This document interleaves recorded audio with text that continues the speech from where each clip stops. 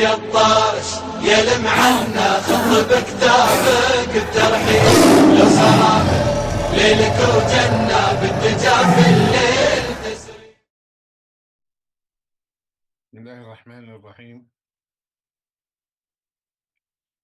إن الحمد لله نحمده ونستعينه ونستغفره ونعوذ بالله من شرور أنفسنا ومن سيئات أعمالنا.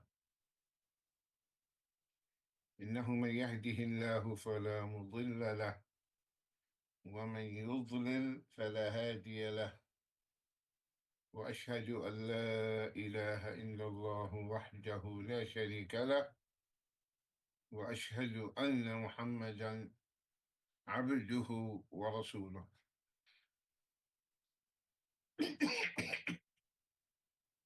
أما بعد، فإن أصدق الحديث كتاب الله تعالى، وخير الهدي هدي محمد صلى الله عليه وآله وسلم، وشر الأمور محدثاتها، وكل محدثة بدعة، وكل بدعة ضلالة، وكل ضلالة في النار. أما بعد, my dear brothers and sisters in Islam, today is our weekly class, Fundamentals of Tawheed, and today we'll be talking about Arkan al-Iman, the pillars of Iman, the 6 pillars of Iman. عن ابن عمر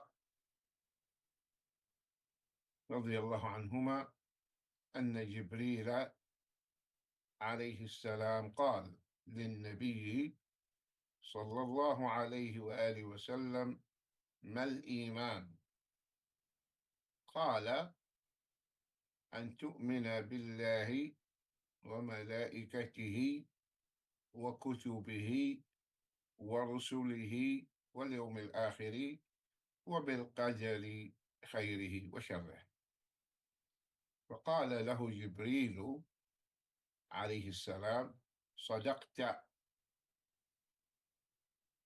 قال: فتعجبنا منه يسأله ويصدقه. فقال النبي صلى الله عليه وسلم: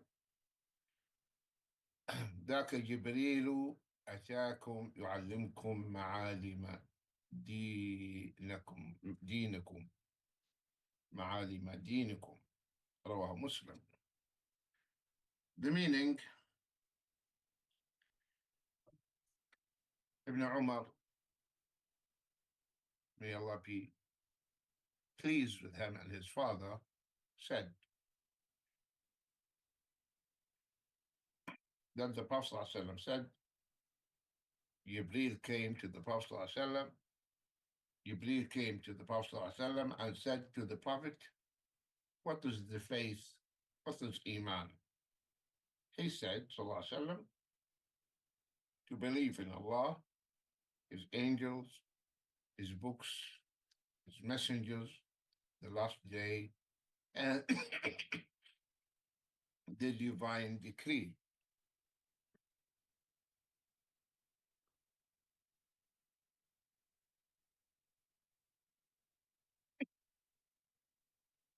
And the divine decree, both good and bad.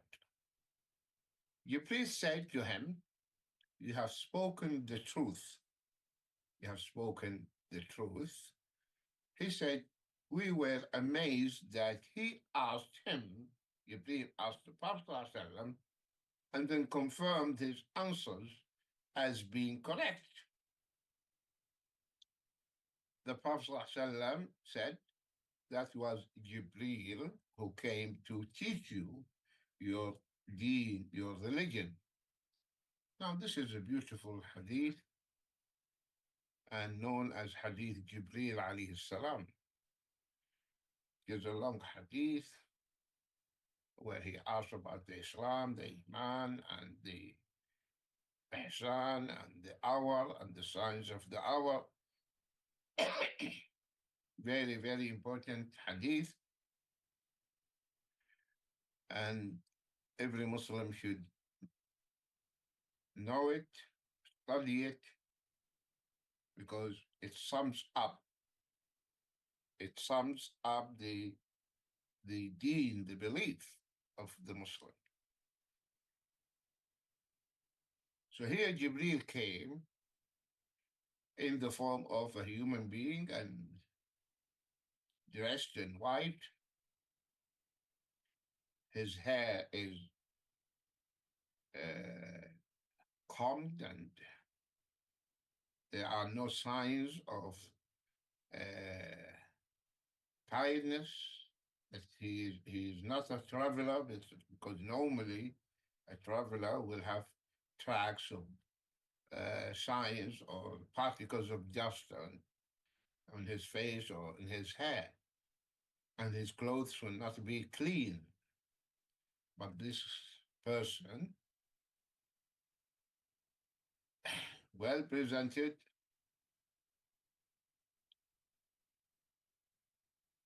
okay, his looks are very pleasant, no sign that he came from a long journey, and yet he was not known to the Sahaba, which means he must be a stranger. So all these things were going in the minds of the Sahaba. A stranger, not traces of fatigueness, tiredness, dust particles. It's very strange. And he sat in front of the Prophet ﷺ and he started asking. And normally Jibreel alayhi salam would come to the Prophet ﷺ. Of course, he comes in different ways, but sometimes he comes in the form of a human being. Human being. And this type of wahi, revelation, is the easiest on the Prophet ﷺ, because a human being is conversing and talking to him. The other forms of wahi that Jibreel came when no one sees him, heavy on the Prophet ﷺ. The Sahaba, they would hear something humming. And when Jibreel finishes conveying the message, Prophet ﷺ will be always in the state of very tired and sweating.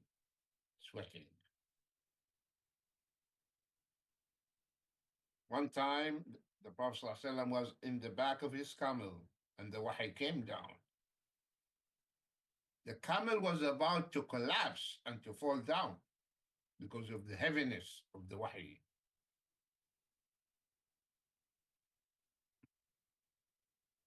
But sometimes it comes in the form of a human being, resembling Dihya al-Kalbi. And this would be the lightest upon the Prophet ﷺ. He would not experience that hardship or difficulty which we used to go through. So here he came in the form of a human being.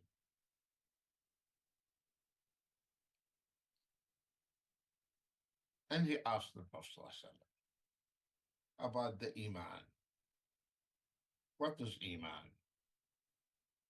The Prophet ﷺ answered, "An tu'mina billah," to believe in Allah, wa malaikatihi, his angels, wa kutubihi, his books, wa rasulihi, his messengers, wal yawm al-akhir, and the last day, and وبالقدر خيره وشره, and believe in the qadr, the destiny, the ordainment, whether it is good or bad. So that was the Prophet's answer. قال له جبريل, Jibreel alayhi salam said, you told the truth.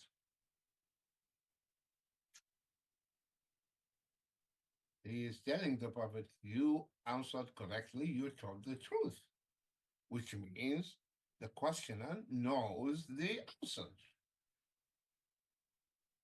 So he did not ask to learn because he knows the answer. And now he is confirming what the Prophet ﷺ said.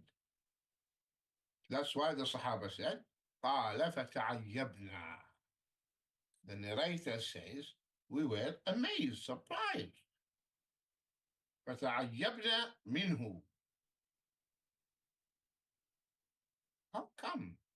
He's confirming. That means he knows the answers. فتعجبنا منه يسأله ويصدقه. He asks them, then he confirms.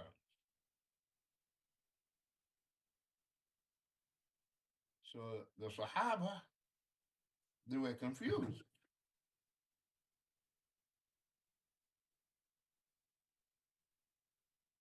فقال النبي صلى الله عليه وسلم, after Jibreel left, ذاك جبريل. That man was Jibreel. That was Jibreel alayhi salam. That was Jibreel alayhi salam. أتاكم, he came, يعلمكم, to teach you معالم دينكم, to teach you your deen, your religion. Okay?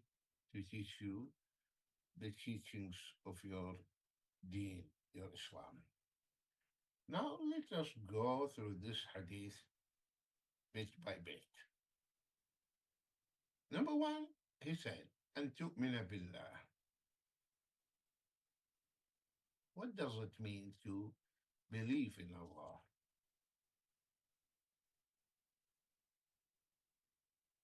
You believe in Allah, first of all, that there is a creator who created all this universe, all the creation. His name is Allah. And he exists. And his existence is real. It's not something conceptual. There's real existence of this creator of the heavens and the earth. And he is unseen to us.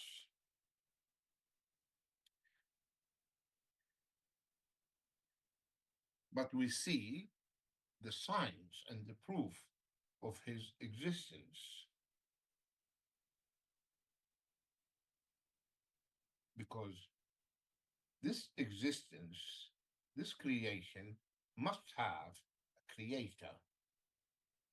Otherwise, this creation would not be there.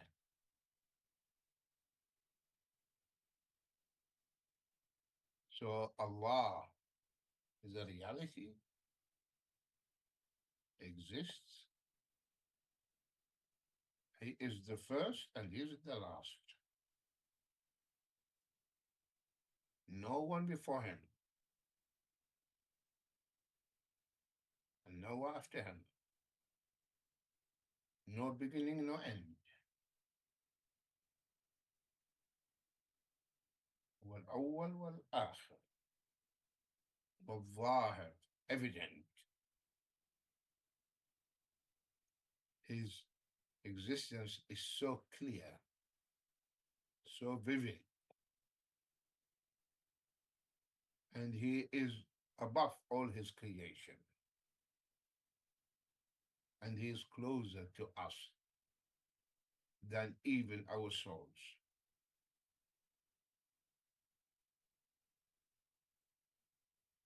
So you believe, that is the meaning of you believe in Allah. You believe in His existence, first of all.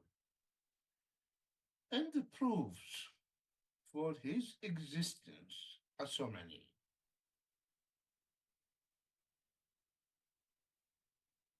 Among these proofs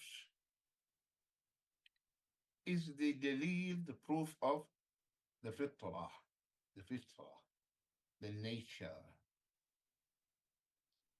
the innate, this belief which is embedded in us. We know there is creator. We know that. When we are born, we have that embedded belief. If a child is left alone with no external influences from the medium, the family, the society, that child will turn to its creator. That's why the Prophet ﷺ said, كل مولود يولد على الفطرة. Every child is born upon that fitrah, that natural disposition, the tendency to turn to its creator. فأبواه, what happens to this pure soul, this pure child, external influences, the parents. فأبواه يهودانه أو ينصرانه أو يميسانه. So the parents, either they make this child a Jew or a Christian or Zoroastrian.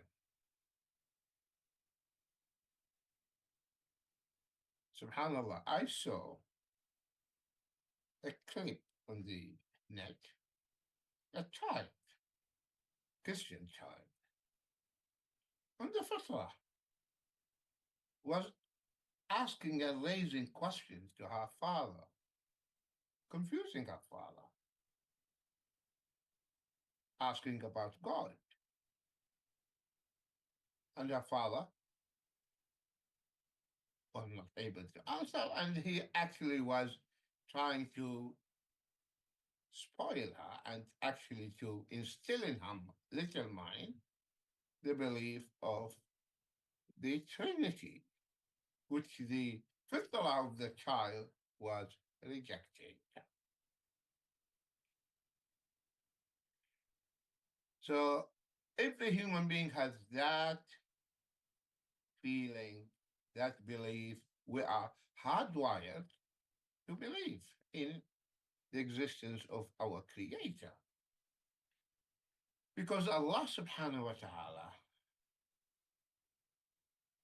before He brought us into being, when we were in the back, in the loin of our father, the first father, Adam, the father of humanity, Allah brought all of us from the back of Adam. And all of us were presented before Him. And Allah took from us the allegiance to believe in Him.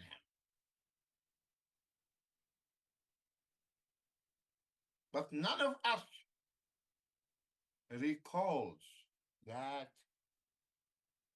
allegiance we gave, that promise we gave, that undertaking we gave. We don't recall it.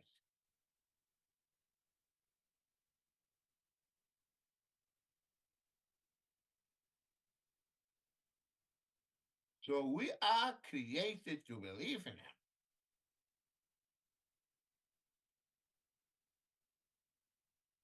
So this natural tendency, natural disposition, this innate instinctive feeling is there. A man came to Sayyidina Ja'far al-Sadiq, radiallahu anhu wa rahimahullah. Imam Ja'far al-Sadiq is one of Ahl al-Bayt.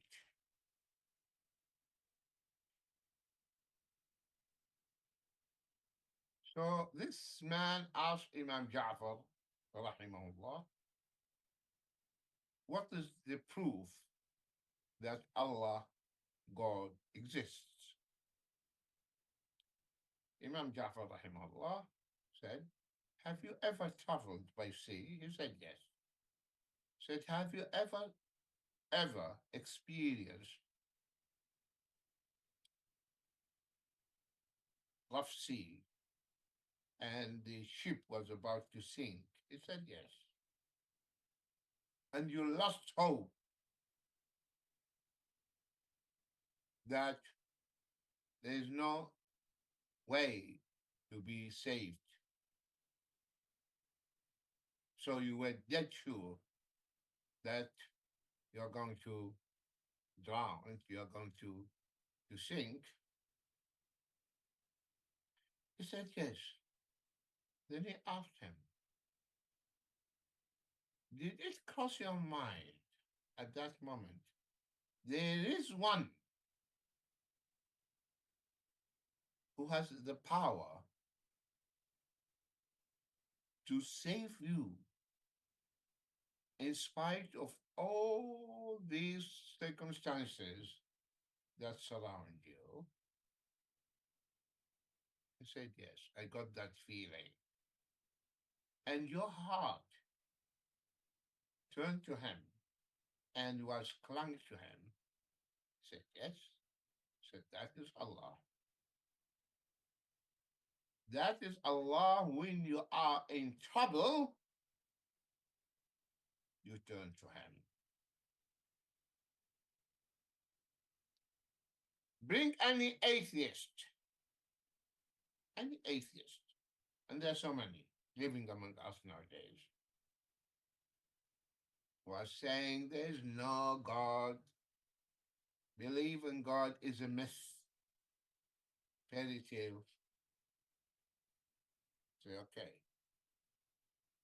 And drop him from an aeroplane and attach to him, okay, a microphone, okay, that will send to us what he is saying. No parachute, just throw him from the door of the aeroplane and hear what he is going to say.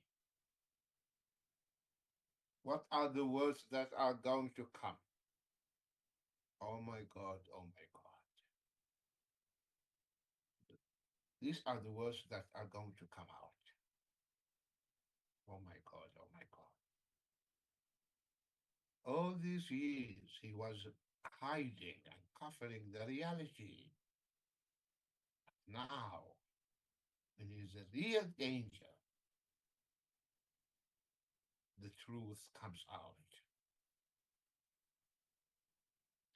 And that's why a kafir, a disbeliever, is he called kafir? Because he is covering the truth of faith, the truth of Iman, the truth that has been embedded within himself or herself. He was covering it. That's why he is called kafir. Because kafara in Arabic means just like English to kafir.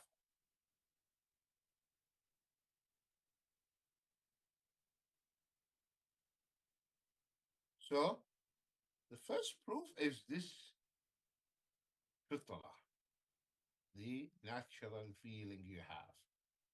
And when you are in trouble, go to the net, see the YouTube, the airplanes that are going through turbulence, and hear what the people are saying. Oh my God, oh my God. Because that is the fitrah. That's one of the proofs. Something within yourself. You cannot deny it. Another type is rational. Allah has gifted us. Allah has given us this blessing, the mind, the intelligence, the aql. And we need to use it within its limitations. Because the aql, the mind, the intellect, works only within the realm of material stuff, within that domain, within the physical world. The intellect will function. The moment we try to plunge and thrust and throw the intellect and the aql into what is beyond the matter, which we call metaphysical, it will get lost. Within the physical world, it functions, it works. So we have to use this intellect to rationalize, to think.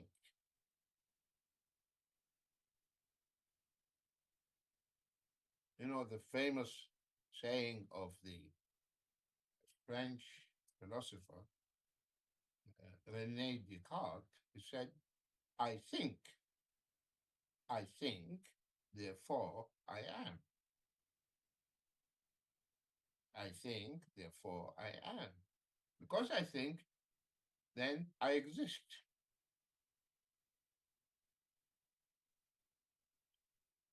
So rational proof, the existence around us, what we see, versus non-existence. What do you see? See this creation. Now this creation, including yourself, who made it? Who made it?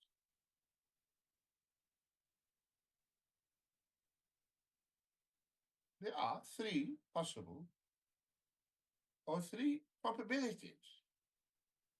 It came from nothing.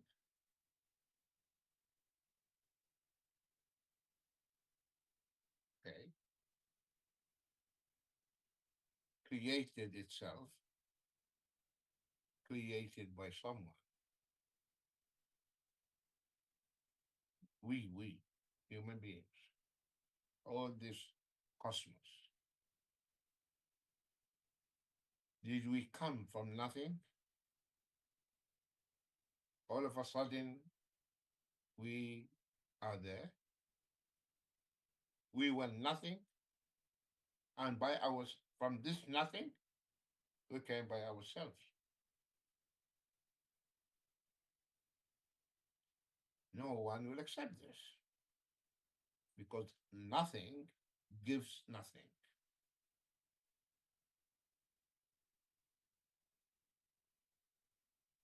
How I made myself when I was nothing. I was nothing. How I made something? Impossible. I was nothing. Nothing will remain nothing. I hope you are taking note.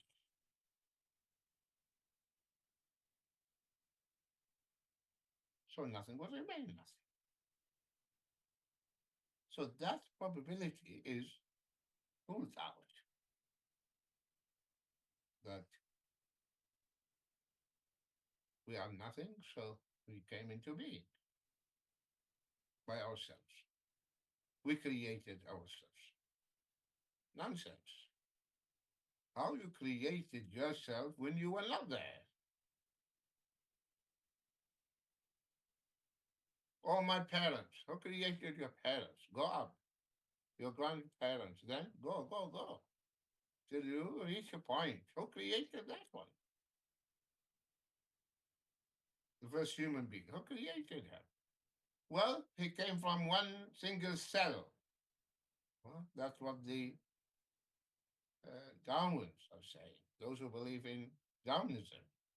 Okay, who created that matter, that cell? Who created it? No answer. Well, many components over years, millions of years came together. Who created these components, these elements? Because nothing gives nothing. So, we didn't create ourselves. This creation didn't create itself. Second thing, we didn't create ourselves. Second thing, it didn't come from nothing, but nothing gives nothing. What's to remain?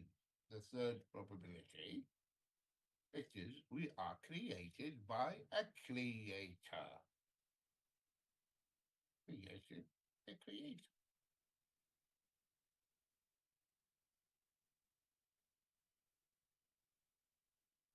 Someone created us.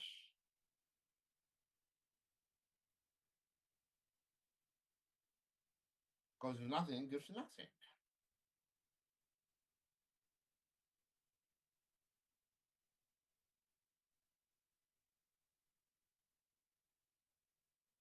For example, even a child knows this. A child knows this. Even if he is just infant, toddler, crawling baby, okay? Do something to the baby will look that someone touched him. Someone touched him. There must be, for this what happened, there must be a doer. If you enter your room and you put your mobile phone in this place, or your book here, in a particular position, or you put your chair in that position, and then you left the room and came again, and you saw the chair is not in that place.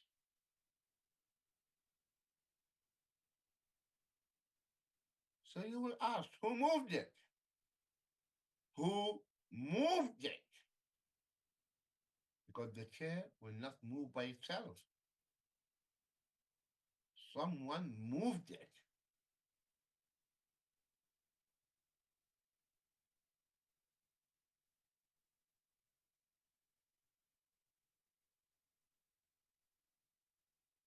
If your wife comes to you and said, well, it moved by itself, you know,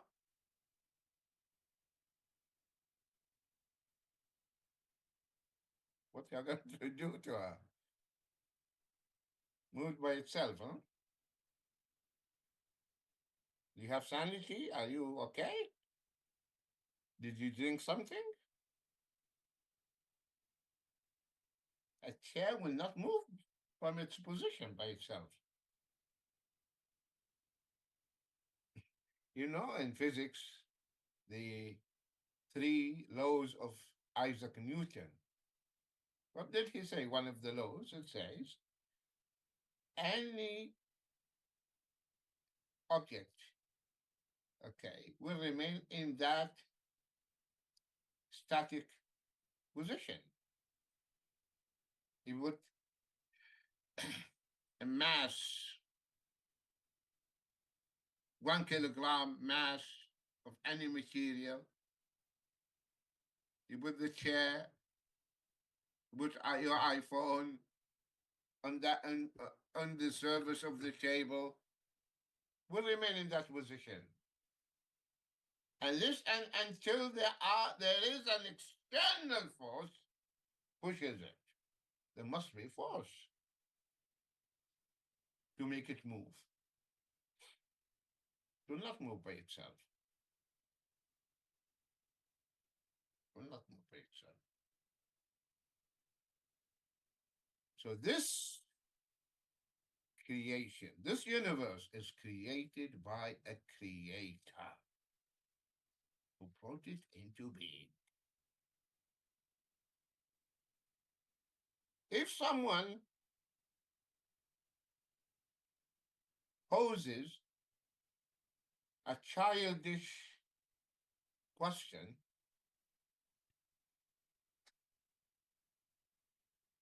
saying, and who created that creator? This is a question no one who's sane will raise this question, because the question is wrong.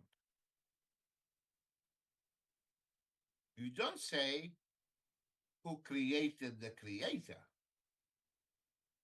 Who created the creator is a wrong question, because he is a creator, cannot be created. The moment he is created, he's not creator anymore.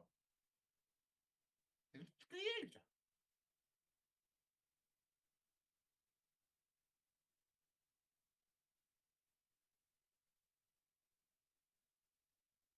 Christians are saying Jesus Christ is God. Jesus Christ is a human being. So he's a creature, cannot be creator.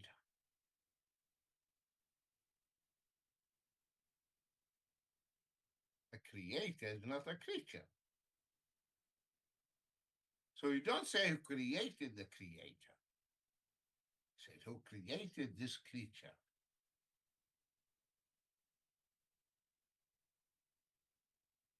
So the question is wrong, irrational, doesn't make sense. So the one who raises and poses this question doesn't know the meaning of creation in the first place and creator. For example, if you are one of those who like to watch horse races, so you went to that place and you are watching the track and the race. So you are seeing the horses. Someone behind you is shouting, which horse is the winner? So you told him the color of the horse, white horse, black horse, red horse, whatever.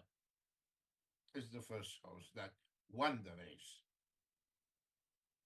So the first horse that won the race is this horse, the red horse. Then he asked you again, and who's before the first horse? Who is before the first horse? You will look at him. This guy is crazy. I'm telling you, the first horse was the red horse. There was nothing before it. So this person who said, who is before, came before the first horse, he doesn't know the meaning of first horse. He doesn't know the meaning of it. Had he known the meaning of the first, which is no one before, he wouldn't have asked, who came before the first horse. So similarly, the one who's saying who created God or the creator, he doesn't know the meaning of the creator. Nonetheless, to answer this childish, irrational, silly question, you tell this guy who poses this question, the answer to your question is by asking you a question. That is the answer. Because now we know we have two things. We have existence and non-existence. Okay? Existence, this cosmos, the creation, etc. This universe. Versus non-existence. So what do you see around you? Existence or nothingness, non-existence? The answer, existence. I see things. Now the question is, what is the origin? What's the origin? Is the origin existence or the non-existence, nothingness? Which one is the origin?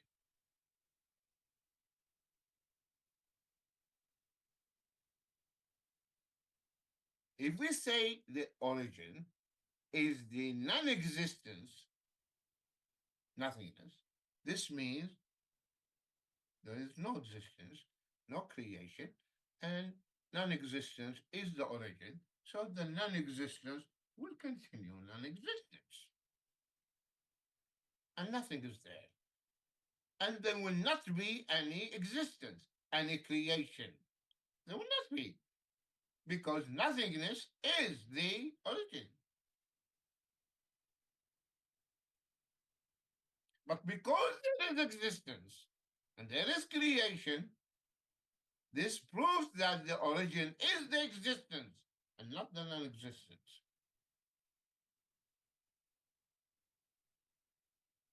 Because if the nothingness is the origin, there will not be anyone, neither you or nor me, nor heavens, nothing, nothing, because nothing will remain nothing. So the origin is the existence of the creator. Because if you say the origin is the non-existence of a creator, then there will not be creation. There will not be creation. Since there is creation, this proves that the origin is the existence of the creator. Glory be to him. Is al-awwal wal-zahir, wal-akhir wal-zahir wal-batin. Allah is the first and the last. And the Prophet ﷺ says, كان الله ولم يكن شيء قبله ولم يكن شيء معه. Allah was, okay, and there was nothing with him and nothing before him. Everything is created by him. Time is created by him. Place is created by him. Everything is created by him.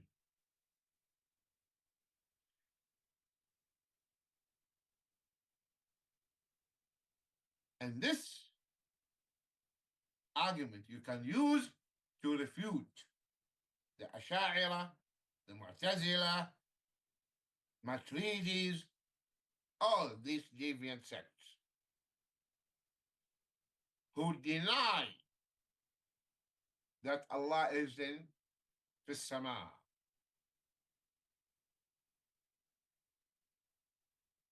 And they are saying Allah, God is everywhere. in everything.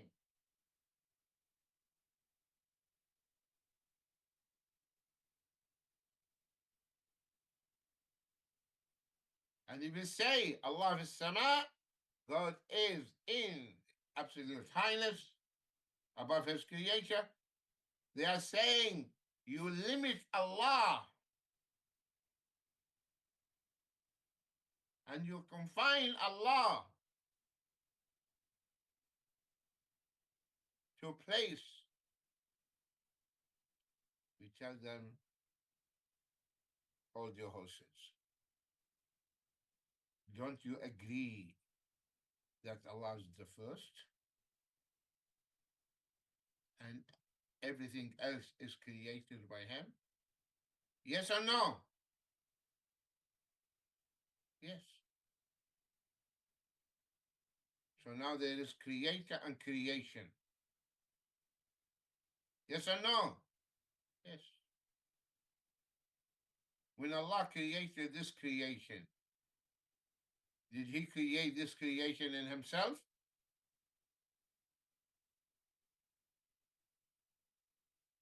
In other words, is this creation inside God, inside the creator? Answer. If you say yes, you are a kafir. Because you are saying all of us now inside God. So this is rubbish. Ruled it out. Second question. After God created the creation, did he enter into the creation and dwelt in his creation? In other words, the creator inside the creation, yes or no? If you say yes, look for your brothers, the pantheists.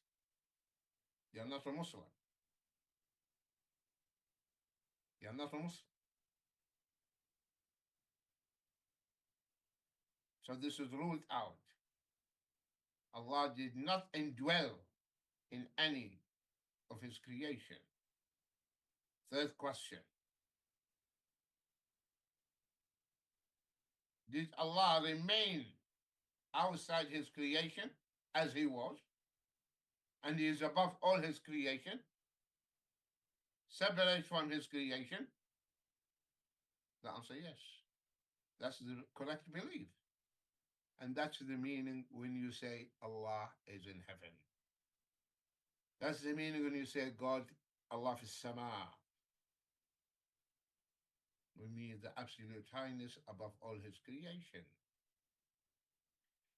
So this is the second proof, the rational proof about the existence of the Creator.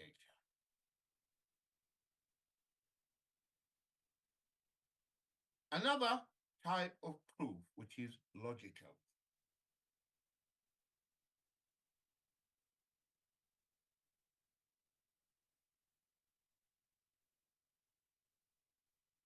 You know, people, they argue about things.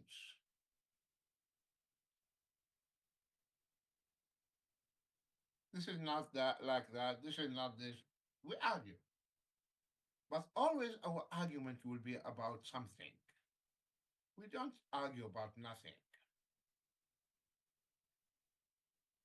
I hope you are taking notes. No argument about non-existence. Something is not there, we will not argue about it because it's not there. Do you argue about nothing? No. We always argue about something. Something. Not about nothing. So, no argument will take place about nothingness or non-existence. No argument.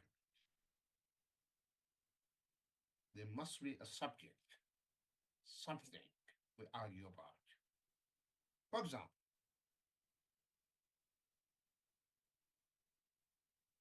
we are arguing about the color of this iPhone. I'm saying it is white, you are saying it is red, black. No. Black, white, black, white, black, white. Third person steps in and he tells both of us, hold it, hold it, stop arguing. Let me have a look. So the moment he heard the argument, he concluded there must be something, and these two guys are arguing about atheist color. But the thing is there because there is argument. Because argument does not take place about nothing. We're not going to argue if there's no iPhone and saying black, white, black, white. But because there is something, we are arguing.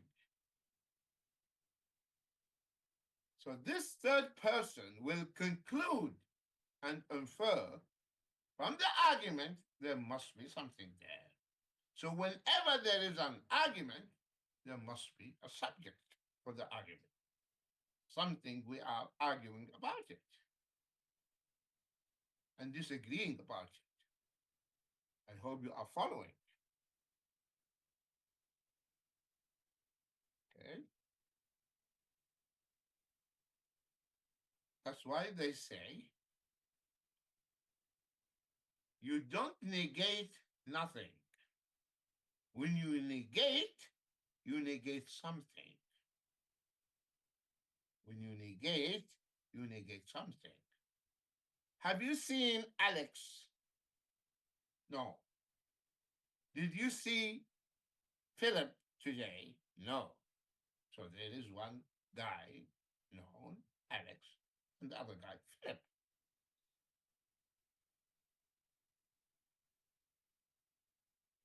But if Alex passed away a long time ago,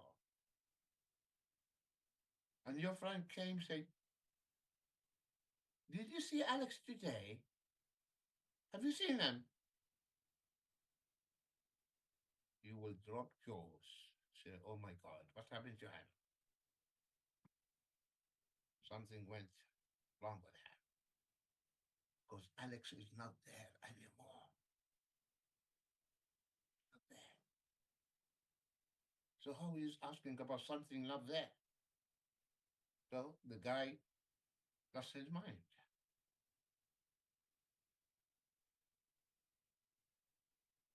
But if Alex is alive, roaming around, you say, no, I haven't seen him today. He hasn't shown up.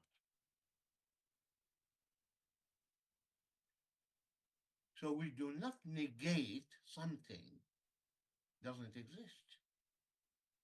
Always when we negate something existed and something exists. That's why one of the ulama, Muslim scholars, he wrote a beautiful book, Sheikh Sha'rawi rahimahullah, said, the negation, listen to this, the negation of the atheist about God's existence is a proof for God's existence. The negation of the atheist for God's existence is a proof for God's existence.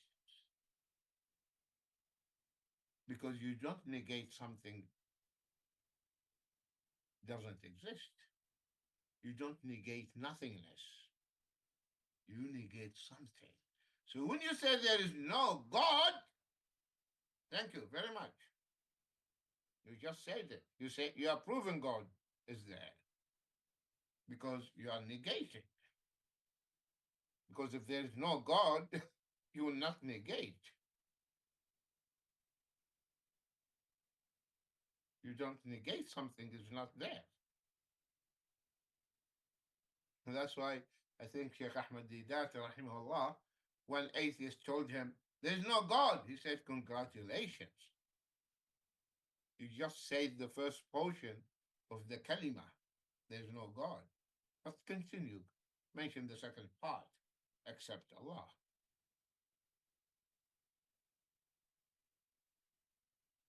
So this logical argument or logical proof that no argument about nothingness, something is not there. So whenever there is an argument, the subject must be there. And we do not negate nothingness, something is not there. We always negate something exists. That's why they say negating a negation is an affirmation. Negating a negation is an affirmation. Something negative and you negate it again, because negative negation means nothing. So if you negate this negation, you just affirm. You affirm, and the statement will become positive when you negate it. Two negatives will make the statement positive.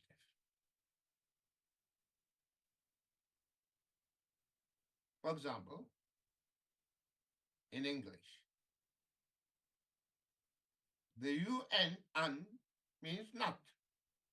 So when you are saying he or she is unhappy, that means the happiness is not there. So you are negating happiness. That this guy is a poor guy, is not happy.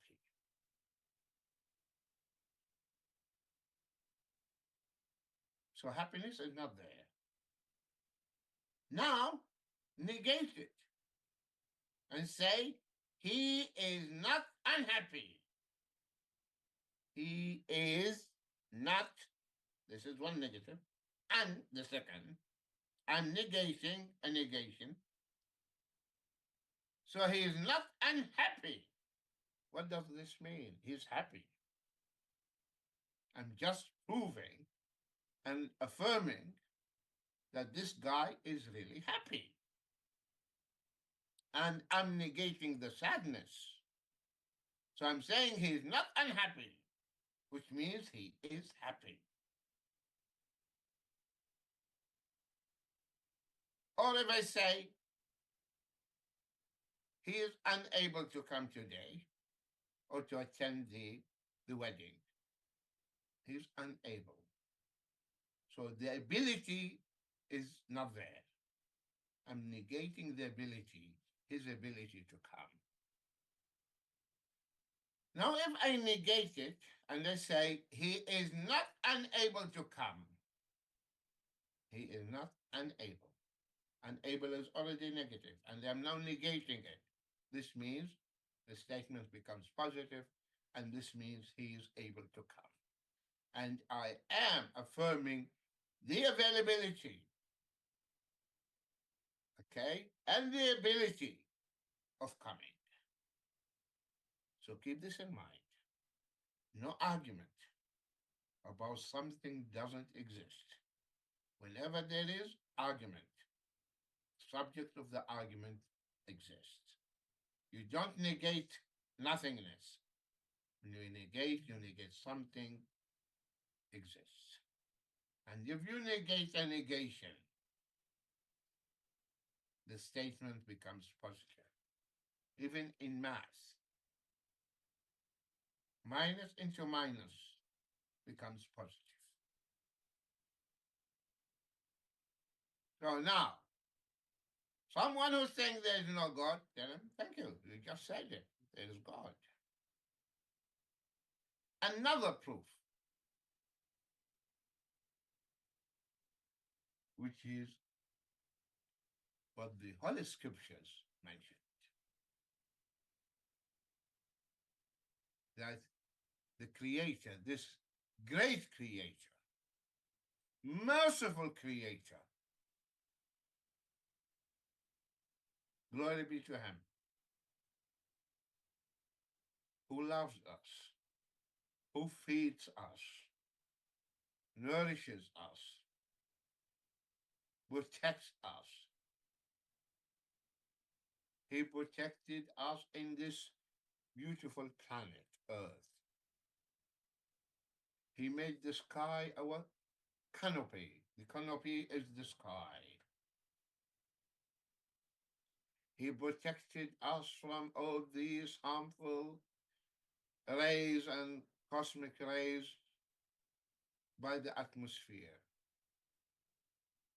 So all these dangerous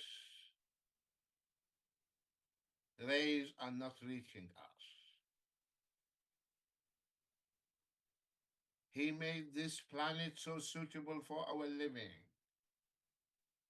He situated the sun in a particular position.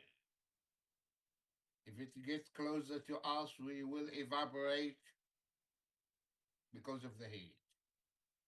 If it moves a bit far away from us, just a bit, will be frozen.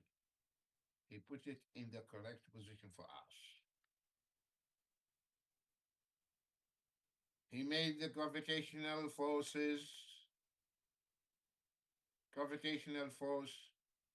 suitable for us. The law of gravity is suitable for us. We walk. We are not jumping up and down. He made all the gases in the atmosphere around us suitable for us. The percentage of the oxygen is fixed. If it is increased, everything will be on fire. If it is reduced, will be suffocating.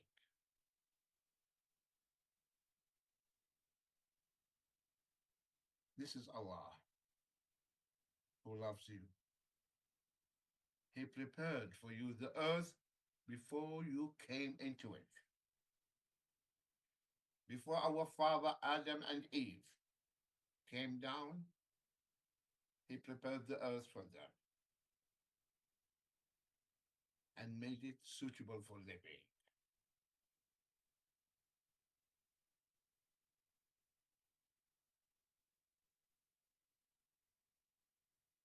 And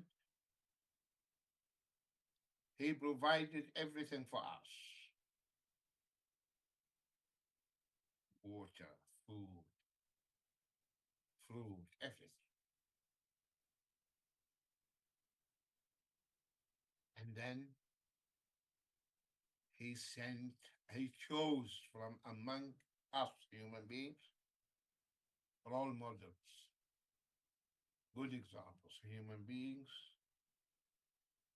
He chose them as his prophets to guide us because he is unseen to us. So how he communicated his guidance to us through human beings like us. He chose them. And because he knows we are going to argue with those prophets, so he gave them concrete, irrefutable proof, evidence that they are chosen by God. And he performed upon their hands supernatural things, which we call them miracles, that no human being can do, to prove to us that they are chosen by the Creator. And all the scriptures he revealed, the books to the prophets to guide us. And they all talk about him, about his attributes, about what he wants from us, about the reward for those who obey him.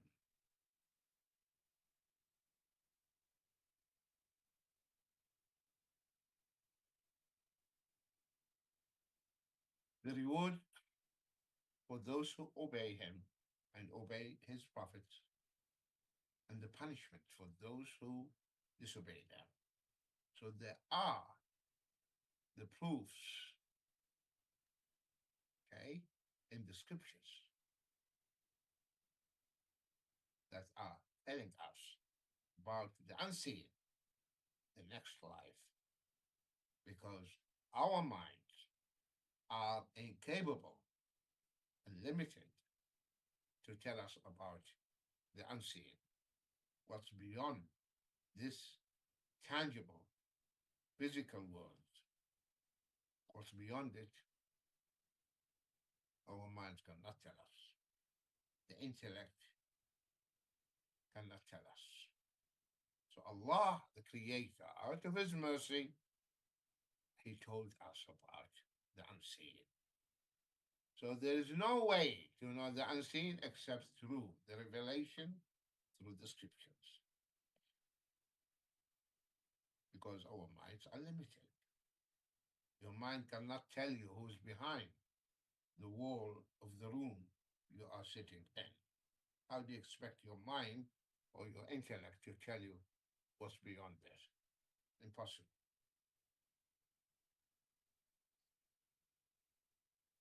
So this is another proof, what the scriptures mention and what the prophets, peace and blessings be upon all of them, told us. And an amazing thing, that all languages, you find in any language a name for that deity, for that creator, any language. Find a word, a name refers to him. When you ask, who's this? They say, God.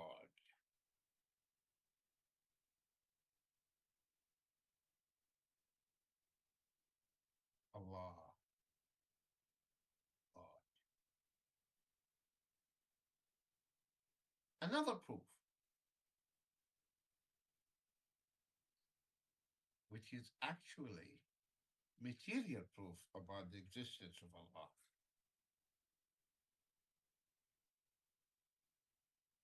And that is, many of us experienced. You are in trouble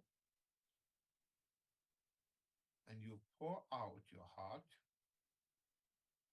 and you cry to your Creator, and the relief comes immediately.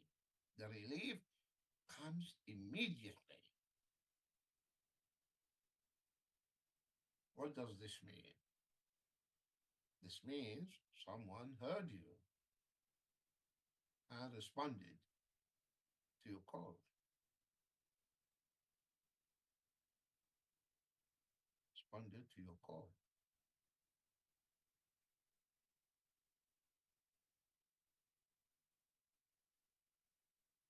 The Prophet ﷺ, he was delivering Friday's sermon, speech, khutbah. A man entered the masjid and he talked to the Prophet ﷺ.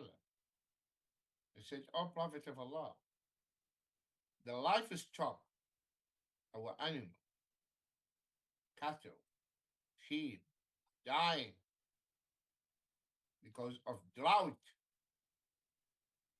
So ask Allah to send down the rain." There was no single cloud in the sky. The Prophet ﷺ, he raised his hands till they saw the whiteness of his armpits.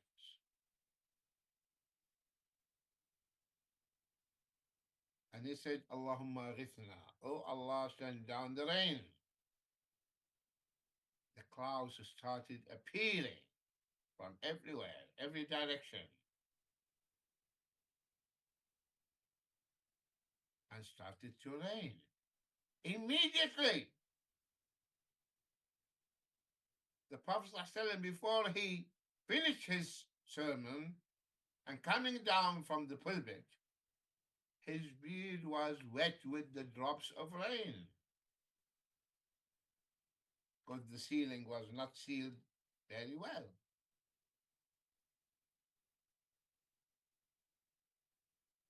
And the rain continued for 1 week. The second Friday, either the same man or another man, the narration says, stood up, said, O Prophet of Allah, ask Allah to hold the rain. Our homes, our houses are crumbling, falling apart because of the rain. So ask Allah to hold it. What the Prophet ﷺ did. The Prophet ﷺ started doing this. Allahumma hawalayna la alayna wa la alayna. Allahumma ala al-akam wal-dhirab wa manabit al-kala. The Prophet ﷺ was doing like this.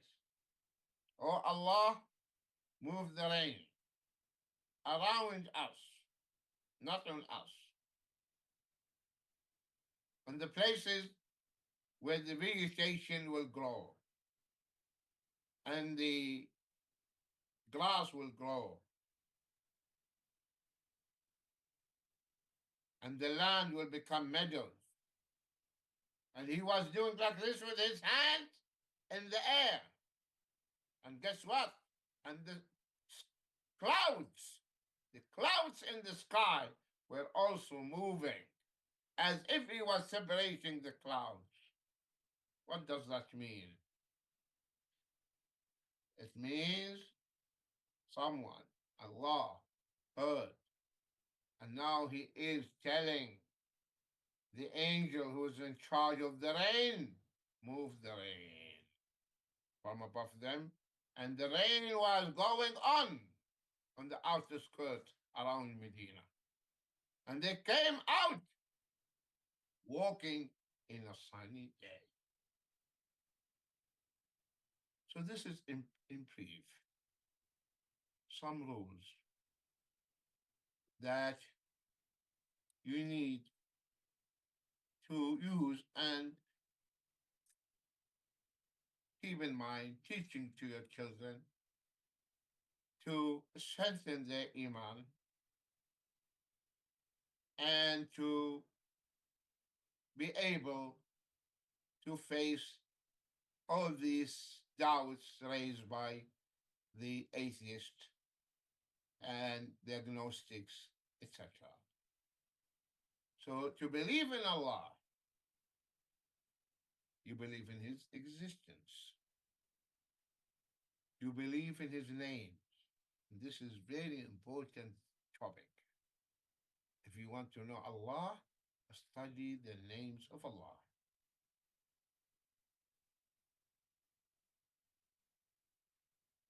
And study the attributes of Allah. And I mentioned to you many times, and I recommend it, that read the entire series of the Aqidah by Dr. Umar Sulaiman al-Ashqar rahimahullah ta'ala. And one of the books is about the names of Allah subhanahu wa ta'ala. So you believe in his names, the names of Allah. And the names of Allah, they have meaning. And the meanings of the names are the attributes of Allah.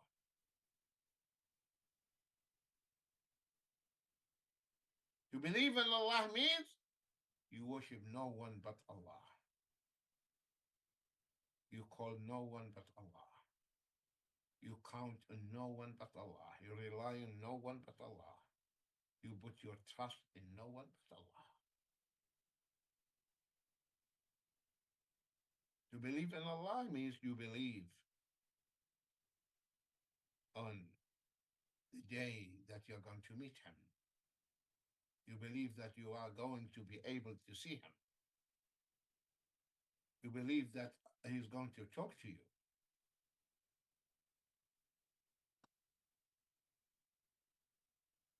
So the first point in the hadith of Jibreel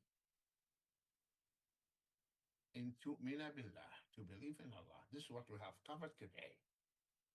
And we are going, inshallah, in the coming session to talk about the rest articles of faith mentioned in this beautiful hadith. May Allah subhanahu wa ta'ala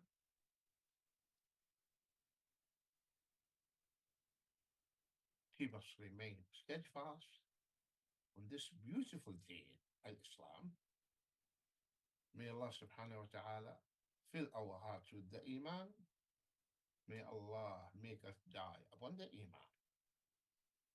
And may Allah subhanahu wa ta'ala forgive us our faults, mistakes, and ignorance. And may Allah subhanahu wa ta'ala bless us with the beneficial knowledge and righteous deeds. And may Allah subhanahu wa ta'ala unite our ummah on the haqq and guide our ummah to the haqq and unite our hearts on the haqq. And may Allah reward all of you, my dear brothers and sisters, immensely for your patience and attendance. Barakallah fikum. جزاكم الله خيرا. السلام عليكم ورحمة الله وبركاته.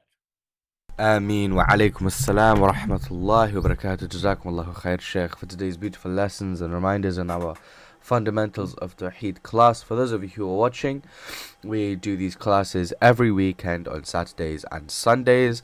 Currently, we have them set to start at 12:30 p.m. UK time. So please ensure that from tomorrow and then next week and in the coming weeks that you join on time before the session starts or at the beginning of the session, so that you do not miss any of the lessons that are being taught.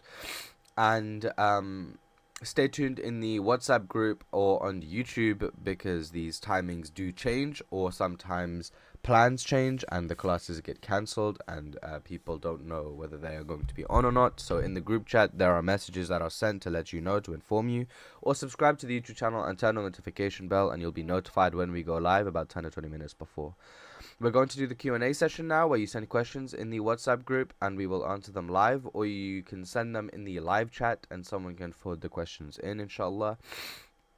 Sheikh, our first question is asking, Assalamu alaikum.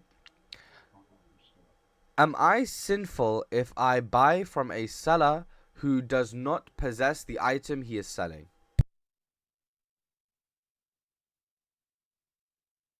He doesn't possess. So you pay the price to him, or he tells you, I will make it available, come tomorrow. You cannot pay the price, okay,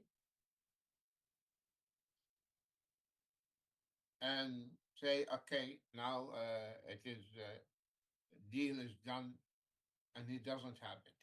You only buy from him when he has it in his possession. The moment he possesses it, then you buy from him. Okay?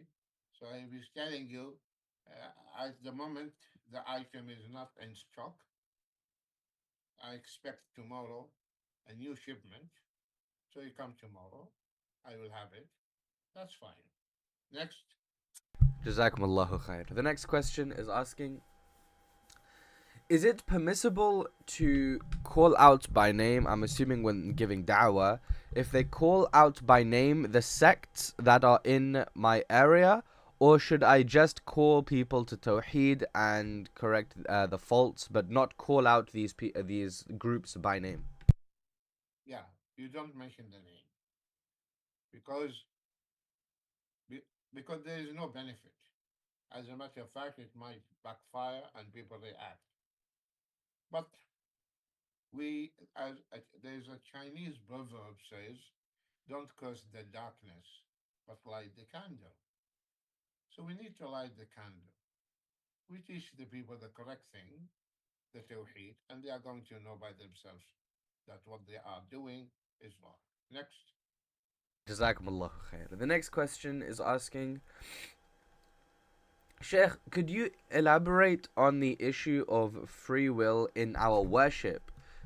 Do we have choice to obey or disobey, or is it already decreed or controlled for us? bear with me till next class. Insh- This, Inshallah. this is an issue by itself, and I addressed this issue many times, but it seems you, brothers and sisters, you don't revise, you don't listen to the lectures again. Next. نعم جزاكم الله خير Sheikh. Sheikh, our next question is asking how should we go about making up prayers that we have missed? Well, this issue is a controversial issue between scholars. Majority of the scholars are saying you have to make them, you have to make up these prayers.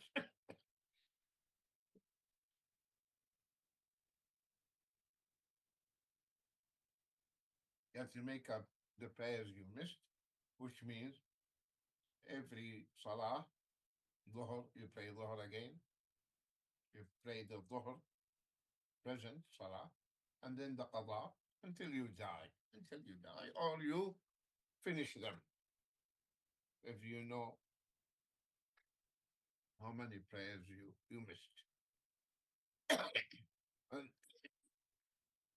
sorry, and this, I told you, this is the opinion of the Jumhur, majority of the ulama.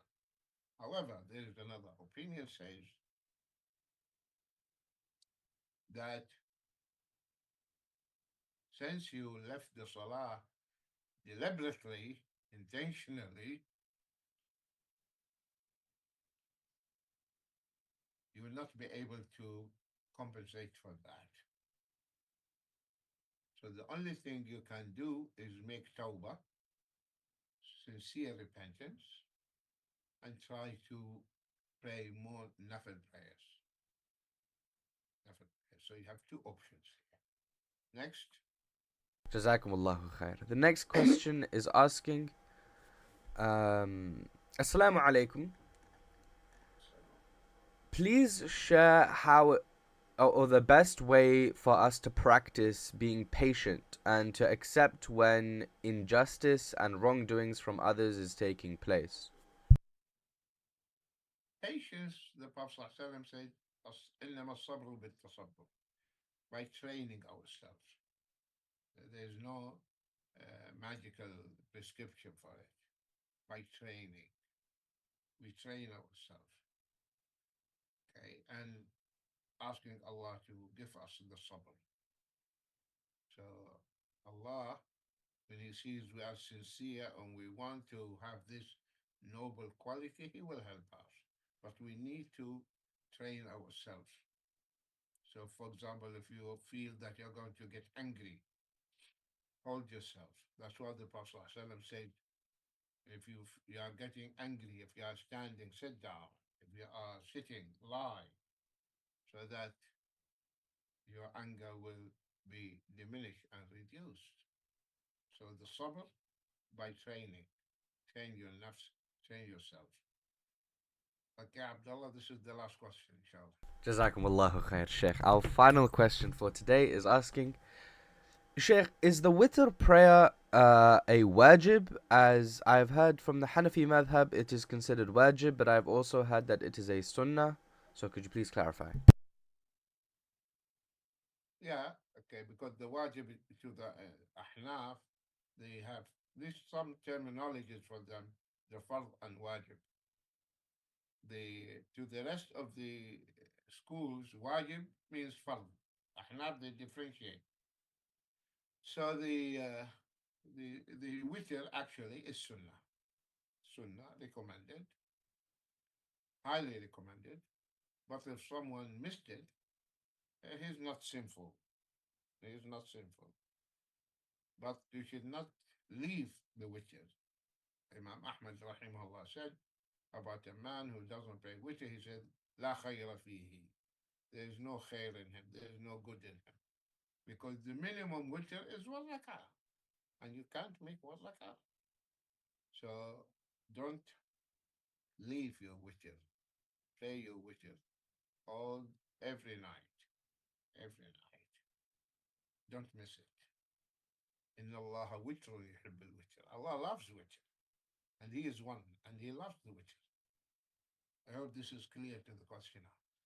Jazakumullahu khair. And that is our final question for today. We will end it here, inshallah. For those of you who are watching, please don't forget to join us tomorrow. Especially that brother that asked that question. That issue will be addressed in tomorrow's class, inshallah. Our matters of the heart class. Please do not forget to join us on time at 12:30 p.m. UK time, and stay tuned in the group chat just in case anything happens, anything changes. Inshallah, we look forward to seeing you all then. Sheikh, if you have any final words, I can pass it to you. Barakallahu feekum, jazakumullahu khaira. May Allah bless you, bless your family, protect you, and protect your family, and may Allah elevate your status in this world and in Jannat al-Na'im. Ameen. Until we meet tomorrow, inshallah, I leave you in Allah's company and protection. في حفظ الله ورعايته. السلام عليكم ورحمة الله وبركاته. آمين وعليكم السلام ورحمة الله وبركاته.